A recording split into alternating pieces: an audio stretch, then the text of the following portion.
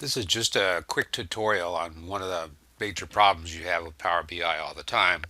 So I figured I'd go over it real quickly with you. And if you look at my screen here, you can see I have this little icon, uh, problem here on this D customer file.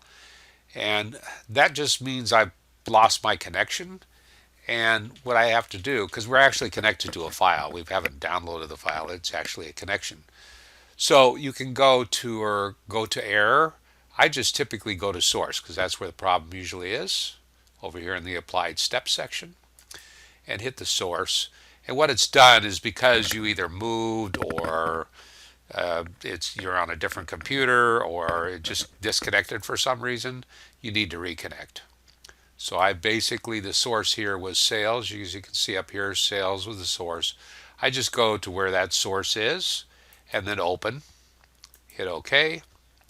And then if you look down at the bottom after we've done everything, everything's now in good shape over here. I don't have any more warnings. And that's probably one of the most common errors I face every single morning, or when I've gone from working at home to working at school. So hope that helps you. Thank you.